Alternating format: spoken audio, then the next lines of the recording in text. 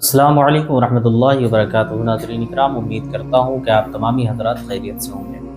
नाज़रीन, गुस्ल के ऊपर मैं एक पहले ही बहुत ज़्यादा डिटेल वीडियो बना चुका हूँ, लेकिन फिर भी कुछ भाइयों के ऐसे सवालात आए हैं कि जिनका जवाब मैंने वहाँ पर नहीं दिया था। तो आज की इस वीडियो के अंदर मैं उन्हीं कुछ सवालों के जवाब देने की कोशिश करूँगा, लेकिन उससे पहले मैं आप तमाम लोगों को ईद की दिली मुबारकबाद देना चाहता हूँ और अल्लाह तबारक व तआला से दुआ करता हूँ कि तमाम उम्मत मुस्लिमा की हर तरह की परेशानी को दूर कर दे। अल्लाह तबारक व तआला हम तमाम के ऊपर अपना ख़ास करम और फजल नाज़िल फरमाए। तो नाज़रीन, जिन सवालों को लेकर के मैं हाज़िर हुआ हूँ उनमें से पहला सवाल है कि गुस्ल के दौरान पेशाब आने की सूरत में क्या करना चाहिए। गुस्ल करना स्टार्ट ही किया था, थोड़ा बहुत बदन भीगा था, एकदम से बहुत सारे लोगों को ये परेशानी हुआ करती है कि बॉडी के ऊपर पानी गिरते ही उन्हें पेशाब आना शुरू हो जाया करता है। तो इसी तरह के किसी भाई ने सवाल किया है कि गुस्ल के दौरान पेशाब आने की सूरत में क्या करना चाहिए। गुस्ल दोबारा शुरू करना होगा या फिर ऐसे ही काम चल जाएगा। तो इस सवाल का जवाब है कि अगर गुस्ल के दौरान पेशाब आ जाए तो उससे सिर्फ वज़ू टूटता है, गुस्ल दोबारा करना ज़रूरी नहीं है। लिहाजा पेशाब के करने के बाद जहाँ से गुस्ल छोड़ा था वहीं से कर सकते हैं। अलबत्ता इसके बाद नमाज वगैरह की अदायगी के लिए मुकम्मल तौर पर वज़ू करना लाजिम होगा। अगर पेशाब के बाद बकिया गुस्ल के दौरान आज़ाए वज़ू मुकम्मल तरह से धुल जाएं, यानी जो वज़ू में आज़ा धुला करते हैं वही आज़ा दोबारा से धुल जाएं, तो अलग से वज़ू करना नहीं होगा।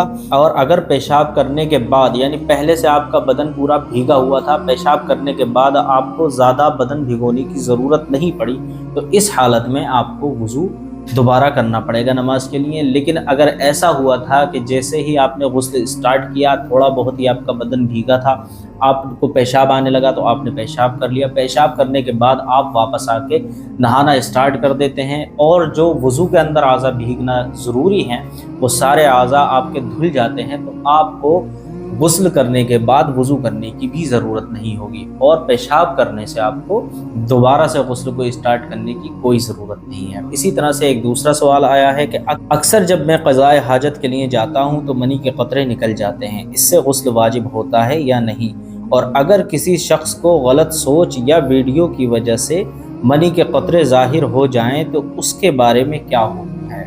बहुत सारे लोग ऐसा भी हुआ करता है उनके साथ के गुस्ल करने के लिए गए, पाकी हासिल करने के लिए, अब चाहे किसी भी सूरत उन्हें परेशानी रही हो, उनका एहतलाम हुआ हो या अपनी बीवी से हम बिस्तरी करने के बाद वो गुस्ल करने गए हों और जाकर देखते हैं कि गुस्ल कर रहे थे, पूरा गुस्ल होने वाला है और उनको मनी के क़तरे ज़ाहिर हो जाते हैं वहाँ पर, तो उन लोगों के लिए क्या हुक्म है, ये सवाल पूछा गया है। तो इसका जवाब यह है कि गुस्ल फ़र्ज़ होने के लिए मनी सफ़ेद गाढ़े मादा वाली, बिल्कुल गाढ़ी वाली जो सफ़ेद मनी हुआ करती है ना, उसका ज़ाहिर होना ज़रूरी है, वो भी शहवत के साथ। अगर अपनी शहवत के साथ आपके जिस्म से बाहर निकल कर आए तो उसके लिए गुस्ल फ़र्ज़ हो जाएगा। इस तरह अगर मनी निकलती है तो गुस्ल फ़र्ज़ हो जाता है और पेशाब से पहले या बाद में जो गाढ़े क़तरे निकला करते हैं आम तौर पर, वो मनी के बजाय वदी हुआ करते हैं, वदी के क़तरे होते हैं। तो इस सूरत में पेशाब के वक्त अगर मनी यानी सफ़ेद गाढ़े क़तरे निकलते हैं, ये शहवत के साथ तो निकला नहीं करते हैं, ये शहवत के बग़ैर ही निकला करते हैं, तो इसलिए गुस्ल फ़र्ज़ नहीं होगा।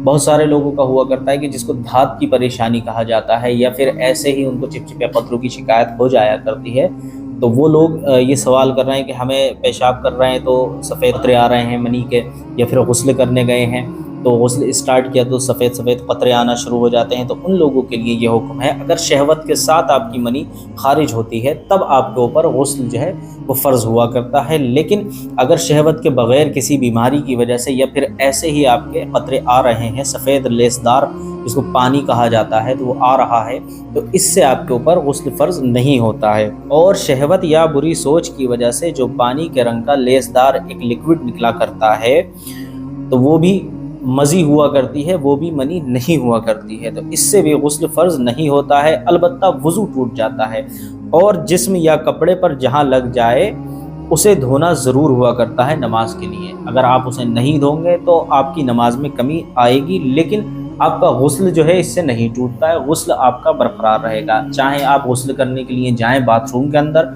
और वहाँ आपको देखने को मिल रहा है कि ना ही कोई शहवत थी, ना ही आपकी कोई गलत सोच थी, एकदम से वहाँ पर आपको चिपचिपे खतरों का सामना करना पड़ रहा है, तो इससे आपके गुस्ल के ऊपर कोई भी फ़र्क नहीं पड़ेगा। आप अपना गुस्ल करें और बाद में आकर आप टॉयलेट के अंदर जाकर इस्तिंजा कर सकते हैं, कोई बात नहीं है। या फिर बाथरूम के अंदर ही आप देख लें कि वो आना ख़त्म हो गया चिपचिपे खतरे, तो आपका गुस्ल हो जाएगा। इससे आपके गुस्ल का कोई लेना देना नहीं हुआ करता है, अलबत्ता आपका वुज़ू टूट जाएगा। तो इसी तरह से एक और सवाल आया है कि किसी इंसान को बीमारी की वजह से रात को सोते वक्त अपनी शर्मगाह पर दवाई लगानी पड़ती है और दवाई लगाने के दौरान इंजाल भी नहीं होता, यानी दवाई लगाने के दौरान कोई ऐसी हरकत वो करता भी नहीं है कि जिसकी वजह से उसकी मनी निकलकर बाहर आ जाए, लेकिन जब सुबह उठकर देखता है तो कपड़ा गीला हुआ करता है। यानी सुबह को जब आँख खुली तो अपना जो उसने कपड़ा चेक किया तो कपड़े का इतना हिस्सा जो है वो भीगा हुआ होता है।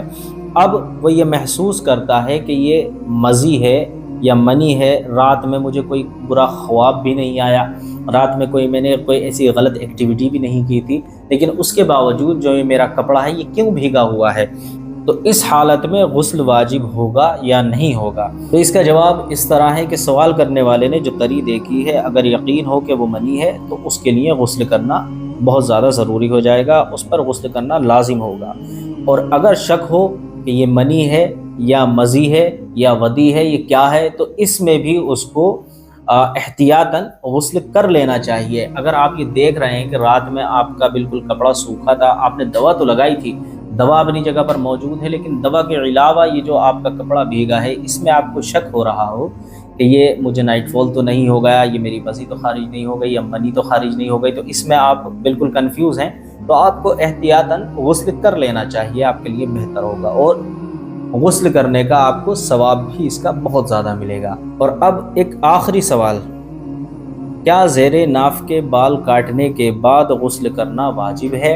हदीस से जवाब दें। अब आप खुद अंदाज़ा करें कि ज़ेरे नाफ के आप बाल काट रहे हैं, उसके बाद आपको गुस्ल वाजिब होने की कौन सी ऐसी वजह दिख रही है?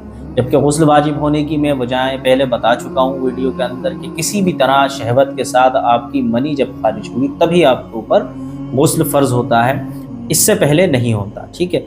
अब ये पूछा है पूछने वालों ने कि क्या ज़ेरे नाफ के बाल काटने के बाद गुस्ल करना वाजिब होता है? हदीस से जवाब दें। तो जवाब इसका यह है कि ज़ेरे नाफ के बालों का काटने के बाद गुस्ल करना वाजिब नहीं है। अहादीस की किताबों में ऐसी कोई हदीस मौजूद नहीं है जिससे ज़ेरे नाफ के बालों के काटने से गुस्ल का वाजिब होना साबित होता हो। कोई भी ऐसी हदीस हमें नहीं मिलती कि जिसके अंदर ये लिखा हुआ हो, ये बयान किया गया हो कि ज़ेरे नाफ के बाल काटने के बाद आपको गुस्ल करना चाहिए। बहुत सारे लोग आपस में ही एक मिसकंसेप्ट का शिकार हो जाया करते हैं। एक बड़े बूढ़ों से चली आ रही है कि भाई ज़ेरे नाफ के बाल आपने अगर साफ़ किए हैं तो आपको जो है गुस्ल भी करना ज़रूरी है। तो इस तरह की कोई बात नहीं। ये कुछ सवाल थे गुस्ल से मुताल्लिक़ जिनका जवाब देने की मैंने यहाँ पर कोशिश की है। उम्मीद करता हूँ कि आप तमाम हज़रात को अच्छे से समझ भी आ गए होंगे। मिलते हैं अगली वीडियो में, तब तक के लिए अस्सलामु अलैकुम व रहमतुल्लाहि व बरकातहू।